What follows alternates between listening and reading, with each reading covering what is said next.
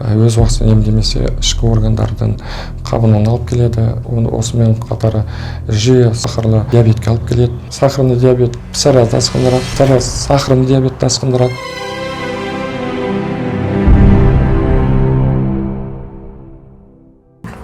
Қайырлы күн, құрметті көрермендер. Бүгін біздің YouTube каналымыздың Шипагер каналының алғашқы тұсаукесері, яғни бүгін біздің бағдарламамызда балалар және ересектер дерматовенерологы, дерматокосметолог, медицина саласында 25 жыл тәжірибесі бар Ахан Сапарұлы.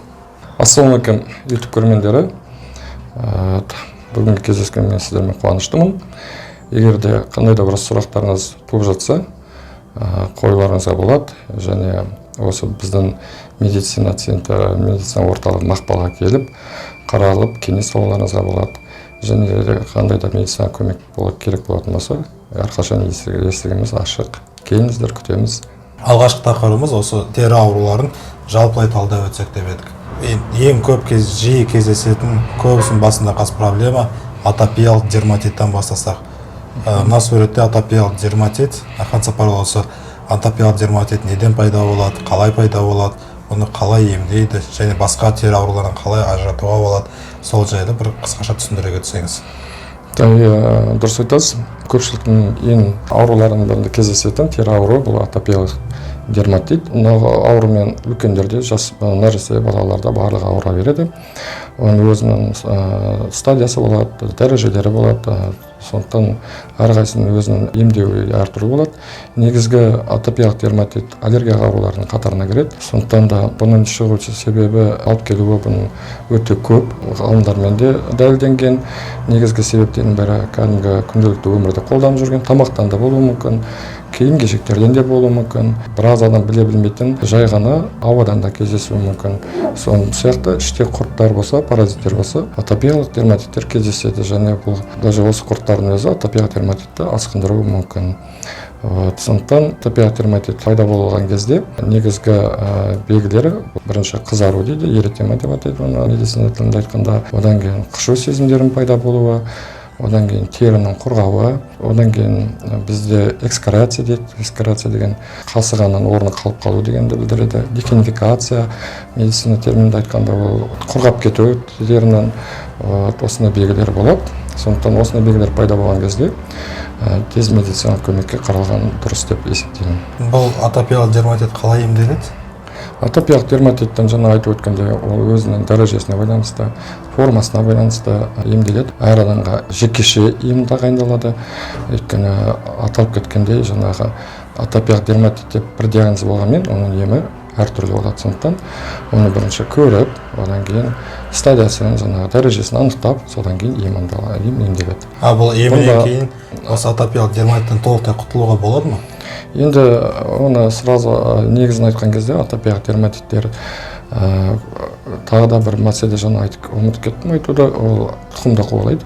Оны егер ата-анасы осындай қандай да бір аллергияға аурулармен ауырған болса, немесе осындай атопиялық дерматиттермен ауыратын болса, көбінесе нәресте бала 2 айлығынан бастала бастайды осы атопиялық дерматиттің бірінші белгілері. Сондықтан бұны толық құтылып кету мүмкіндігі бар, егер жақсы ем алатын болса. Егер қаларды орындамаса, қайтадан қайталана береді. Келесі осы атопиялық дерматиттің балалардағы түрінде көрсек, жалпы менің есімде кішкентай кезімізде не бір конфеттің түрлерін, не бір тәттілер жесек те, осы балалардың арасында бетінде қызарып шығып аллергиясы ұстаған сол бір көрмеппіз. Енді ал қазір екі баланың біреуінде осы беттері қызарып, бәрінде аллергия болып жүреді. Неге бұл қазір өте кең таралып кетті бұл ауру? Бұл ауру қазіргі кезде кең таралды деп айта алмаймын. Ол баяғыда да болған. Медицина өз орнында тұрмайды. Медицина әрқашан дамиды. Сондықтан да халықтың да салауаты дамиды. Сондықтан қазір медицина көмекке қаралушылар осындай диагнозбен бұрын көп жерде олар мән бермейтін. Сондықтан ешқандай статистика бойынша дұрыс берілмейтін. Қазіргі статистика бойынша және бұрынғымен қарағанда ешқандай өзгеріс жоқ деп ойлаймын өз ойым. Сондықтан просто негізі халықтың салауаты дамыған. Сондықтан медицина көмекке жиі келгендіктен статистика көрсеткіші жоғары көрсетіп тұр. Балаларда атопиялық дерматит бұл туғаннан пайда болады да. дұрыс па? Жоқ, атопиялық дерматит туғаннан пайда болмайды. Атопиялық дерматит егер әке-шешесінде болатын болса, қандай да жаңа айтып өттім, аллергиялық аурулар болатын болса, ол 2 айдан арасында уже бірінші белгісін береді. Жаңа мамалары тәтті жеп қойған кезде, баланы емізген кезде сол кезде қызарып бастайды. Кез келген балада болмайды, кез келген балада болмайды. Мысалы, ретінде бір 10 баланы алатын болсақ, 10 баланың мысалы әрқайсысының ата-анасы әртүрлі. Оның гені де әртүрлі. Содан соң шыққан жері әртүрлі. Сондықтан 10 баланың ішінде, мысалы, 10 балаға 10 конфет берсеңіз, бір түрлі конфеттің 10 баланың бәрінде атопиялық дерматит болуы деген мүмкін емес. Оның тек біреуінде, екеуінде кездесуі мүмкін. Ол өйткені жаңа айтып өткендей ата-анасында болса кезінде онда балада да болады. Одан кейін тағы айта кететін атопиялық дерматиттің жаңа сіз айтып өткенде нәресте деп жатырсыз. Нәрестелерде көп кездесетін гнейс деген ауру, басында құрғақтанып тұрады. Жаңа көріп тұрсыз ғой мына жерде. Жоғары. Атопиялық дерматитті осы гнейсті де асқындырады. Онда соңғы мәліметтер бойынша дәлелденген. Сондықтан балдарда шыққан кезде атопиялық дерматит тез емдегені дұрыс деп ойлаймын. Сонда 2 айында шыққан кезде 2 айында келіп емін алу керек. Дұрыс айтасыз. Сол уақытта емдесе, бала бұл атопиялық дерматиттен толық емделіп кетуі мүмкін. Жоқ, мүмкін емес. Ол емделеді, ремиссияға кетеді. Ремиссия. Кез келген уақытта рецидив беруі мүмкін. Ол әр адамның өзінің жеке иммунитетіне барлығына байланысты. Еменен кейін балалар постоянно диета ұстап жүру керек. Жоқ, осы туралы айтып кетейін. Көп жерде ата-аналар осы туралы қателік жіберіп отырады. Емделген кезде дұрыс, диета ұстаған дұрыс. Ем біткеннен кейін баланы үйрету керек. Жаңағы қай тамаққа аллергиясы бар, неден болғанын анықтағаннан кейін, лабораториялық диагностикалық тәсілмен оның себебін анықтағаннан кейін, бала жазылғаннан кейін соған қарсы баланы үйрету керек. Көп ата-аналар қорқады. Мысалы, жай ғана сүт алайық. Атопиялық дерматитті асқындыратын тамақтың бірі бұл сүт өнімін алайық. Осыған мысалы аллергия беріп атопиялық дерматит басталса, ата-аналар кейбір қорқады сүт беруге балаға. Тағы да басталып кетеді деп уайымдап. Ол қателік болып есептеледі. Өйткені сіздерге түсінікті болу үшін, мысалы жай ғана айтып өтейін, ересек болып өскеннен кейін ішімдік қолданатын адамдар болады. Сол кезде бірінші ішкен кезде қатты ауырады. Өйткені ол ішімдікті ыдырататын организмде ферменттер бөлінбеген сол кезде. Кейін қолдана сол ішімдік ыдырататын ферменттер организмде бөлінеді. Одан кейін ол адам оған бейімделеді. Сол сияқты да баланы да үйрету керек. Мысалы жаңа сүт деп жатырмын. Егер сүттен беріп жатса, мысалы жай ғана бір стақан сүт ішсе, бала егер беріп жатса, онда бұндай баламен ауыратын ата-аналар күнделік жазу керек. Әр бала өз баласына мысалы күнделік арнау керек. Тамақтың атын жазу керек, немесе химиялық препараттар, немесе дәрілердің атын жазып қою керек. Сөйтіп, мысалы сүтті жаңа айтып өткендей, бір стақан берілсе, аллергия басталды. Мысалы атопиялық дерматит басталды қайтадан дейік. Ол кезде уже баланы оны сүтті қорытатын ешқандай организмде ферменттері дұрыс бөлінбейді. Сондықтан сүттің мөлшерін төмендету керек.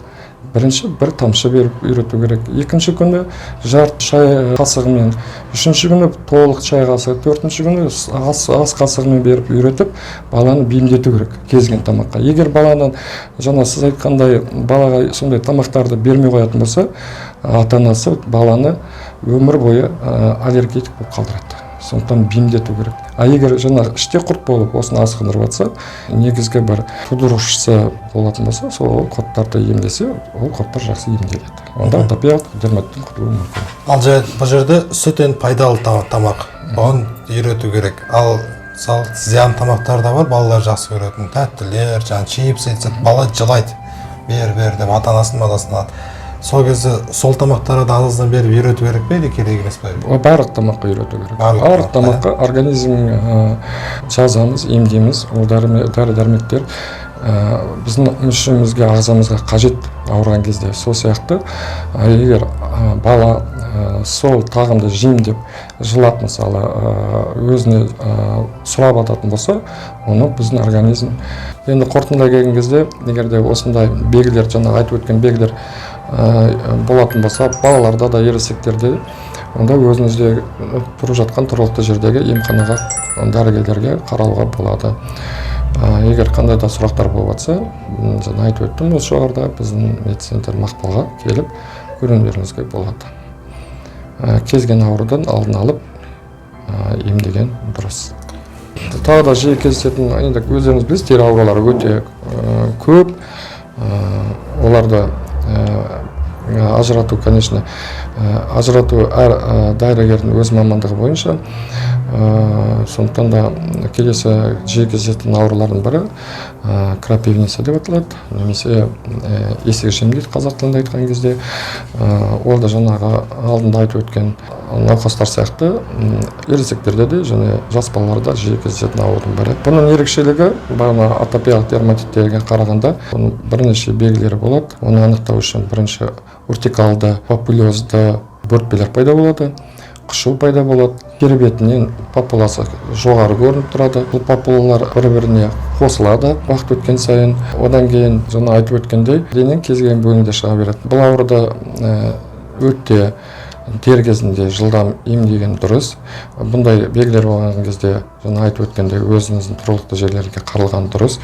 Өйткені бұл аурудың асқыну өте қауіпті деп айтуға болады. Негізгі қорқынышты асқынулардың бірі бұл анафилактикалық шок, спазм бронхтарда, содан кейін ларингиттерде ангионевротиялық ісіну пайда болуы мүмкін.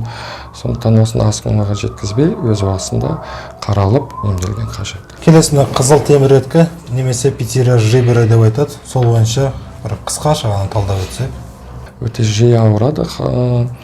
Көбінесе егер адам баласы қандай да бір патологиялық, соматикалық аурулармен ауырып, иммундық жүйесі нашарлаған кезде осы аурудың пайда болуы мүмкін.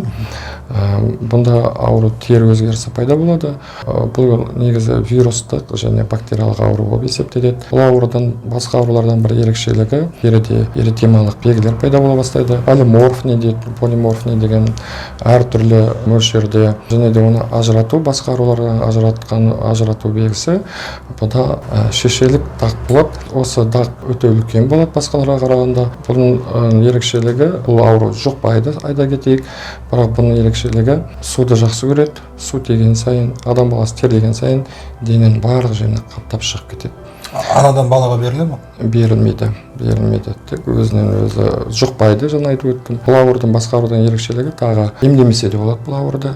Емді қажет етпейді. Жарты жылдың ішінде бұл науқас бұның белгілері өзінен өзі жойылып кетеді. Өйткені адамның иммундық қызметі қайтадан өз қалпына келе бастайды. Сол кезде бұл ауру өзінен жойылады.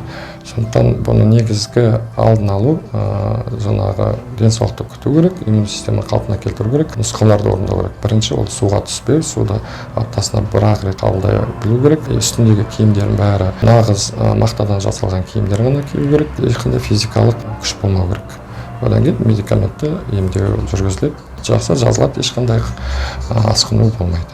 Жақсы, рахмет. Дерматофития деген бұл қандай ауру өзі? Неден пайда болады? Сіздерге түсінікті болу үшін дерматофития деген бұл толық ұғым.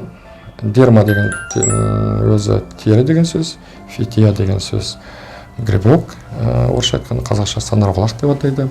Оның түрлері де көп өте. Жұғу жолдары да әртүрлі. Бұл аурудың өте жұқпалы ауру болып есептеледі. Қоғамда қатты жұғатын аурулардың бірі. Сондықтан бұндай аурумен ауыратын адамдарды көбінесе ошақтау керек. Өйткені бірге тұрып жатқандар, немесе жақындары, достары ауырып қалмас үшін ошақтап емдеген дұрыс. Жаңа айтып өттім, бұл аурудың жұғатын негізі 3 түрі болады. Бірінші зоонтропонозды деп атайды. Жан-жануардан, мысықтан, үйдегі иттен, малдан адамға жұғады. Екіншісі антропонозды дейді, адамнан адамға жұғады. Үшінші гейфилді, табиғаттан жұғатын аурулардың түріне жатады. Сондықтан дер кезінде емделу керек. Бұл аурудың асқынуы өте тез асқынады, тез тарайды және тез жұғады. Сондықтан қандай асқынулар алып келуі мүмкін? Бұл тері аурудан бір ерекшелігі жай ғана саңырауқұлақтық ауру деп атайды ғой, жаңа айтып өттім, грипп болезні дейді. Бұлардың асқынулары екінші аурулар, мысалы экземаға, асқынған экзема түрлерін алып келуі мүмкін. Және де бүкіл денеде түгел қаттап өсіп кетеді. Біріншіден адамға қатты әсер етеді. Түнімен ұйқы бермей қышиды. Дерматофитияның кейбір түрлері бар, мысалы жалпы айтқанда микоз деп атайды оларды. 30 сантиметрге шейін өсіп кетеді. Сондықтан өзінің арналған арнайы орындары жоқ бұның. Тек қана бір жерде ғана шығатын. Адамның терінің кез келген жерінде шыға береді. Дұрыс. Баста да шығады, баста түссе шаш түсіп қалады. асқынулар болады, жаңағы іріңді асқынулар, екінші экзометозды асқынулар болады. Сол үшін бұл аурумен ауырмас үшін ең бірінші кезекте тазалықты сақтау керек. Псориаз жайлы айтсақ, псориаздан сізге қоятын сұрағым, бұл неден пайда болады, және екінші сұрақ, неге бұл толық емделмейді бұл псориаз? Енді псориазды қазіргі уақытта жаңа айтып өттім, медицина өз орнында тұрмайды. Бұл ауру, бұнымен ауыратын науқастар өте жиі кездеседі. Бұның да түрлері өте көп. Асқынулары да өте жоғары. Дер кезінде көмек алмаса, басқа да ауруларға алып келеді. Тұқым қуалайтын аурудың қатарына жатады. Созылмалы дерматоздарға жатады. Сондықтан да бұл аурудың негізгі бірінші орында тұқым қуалау болып есептеледі. Кейбір науқастар келіп қарап жатады. Мысалы, біздің тұқымымызда ешкім ауырмады, менде не үшін шығып жатыр деген сұрақтар қойылады. Сол кісілерге айта кететін бір нұсқа, оның әке-шешесінде болмаса да арғы 6-шы, 7-шы, 5-шы ата-аналарында болуы мүмкін. Ол туралы, конечно, біз біле білмейміз, өздері де біле білмейді. Сондықтан қанда жаңа гендегі өзгерістер болса, соңғы жаңағы мәлімдеме бойынша хромосомның ішінде, гендердің ішінде өзгеріс болады дейді осы ауруда. Сондықтан да бұл ауру негізі емделмейді, бірақ ремиссияға кетеді. Жақсы ем алса ремиссияға кетеді. Әр науқас ремиссия уақыты әртүрлі келеді. Ол да жаңағы иммундық системасына байланысты және сезондық уақытқа байланысты болып келіп отырады. Өзіміздің тәжірибеде болды. Псориазбен өте жиі кездескендіктен кейбір науқастар бір емделіп, енді псориаз ауруында жаңа басқа аурулардың сияқты өзінің түрлері де өте көп және дәрежелері де өте көп. Сондықтан бұның ең бірінші асқынулардың бірі өз уақытында емдемесе ішкі органдардың қабынуын алып келеді. Осымен қатар жиі сахарлы диабетке алып келеді. Сахарный диабет псориазды асқындырады, псориаз сахарный диабетті асқындырады. Сондықтан да сондай ауруларға келтірмес үшін өз уақытында емдеген дұрыс. Және буындардың қатты өте әсер етеді. Буындардың қисаюы, буындардың ауруы осы псориазға алып кетеді. Және ішкі органдарда да жаңа айтып өткен бауырдың қабынуларына, солардың асқындыруына алып келеді. Сондықтан да өз уақытында ем алып жүрсе, кейбір науқастар айтады, псориаз емделмейді, оны емдеп не қыламын дейді. Сондықтан псориаздың асқынған түрі эритемия деп атайды, асқыну түрлерінің біріне. Пустулезді псориаздарға сондай түрлеріне айналып кетуі мүмкін. Сондықтан өз уақытында ем алса, алып тұрса, жаңағы айтылып өткендей басқа да асқынулар болмайды. Рахмет, Ахан Сапарұлы. Біз бұл жерде бір тері ауруларының ішінде бір бар болғаны 5-6 ғана талдадық. Бұдан бөлек қаншама өте көп тері аурулар, дұрыс па? Дұрыс айтасыз. Сіз соның бәрін ажыратып, бәрін емдейсіз ғой да? Дұрыс айтасыз. Тері аурулары әр мамандық өзінің мамандығымен айналысқан дұрыс. Сондықтан тері аурулары тек қана осы мен барлық көрермендерге де айтамын, тек қана дерматовенерологтың қарауында немесе тері дәрігері дерматологтың қарауында емделген дұрыс. Өйткені әр мамандық терапевт өз науқасын, уролог өз науқасын, нейрохирург өз науқасын біледі, шығуын, тәсілін, емдеу түрлерін. Сондықтан құрметті көрермендер, егер де сіздерде тері аурулары болып жатса, кез келген уақытта хабарласып, кеңес алуларыңызға, емделу жолдарын қарастыруыңызға болады. Сізге сонда жеке телефонға хабарласуға болады? Жеке телефонмен хабарласып, жазылып келулеріңізге болады. Ал осы отырған клиниканың адресі қандай?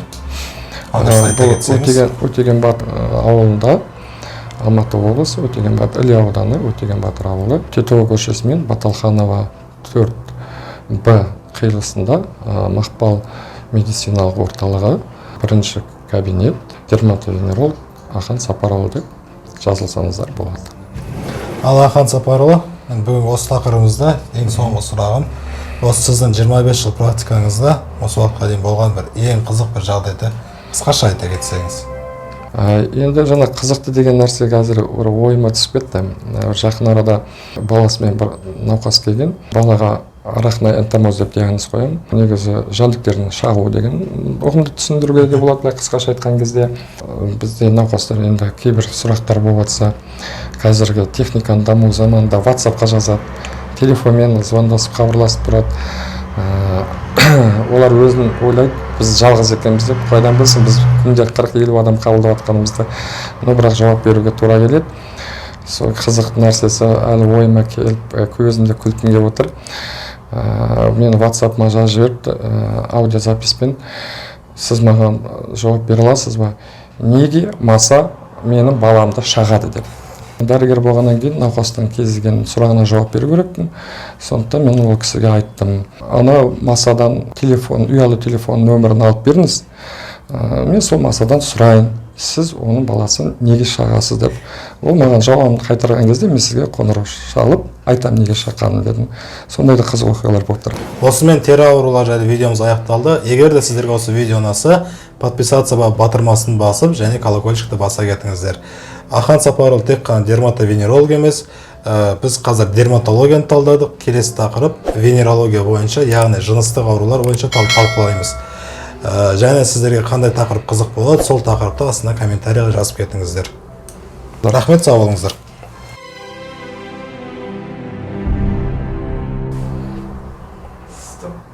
Так, можно.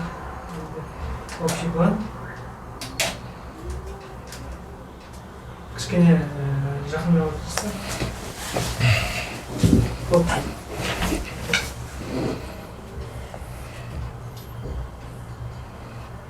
Все, дайынсың ба? Жаңа мұнда қаршы. Болды. 3, 2, 1, кеттік. Кеттік. Сөйлей беріңіз, сөйлей. Так, сіз сөйлейміз.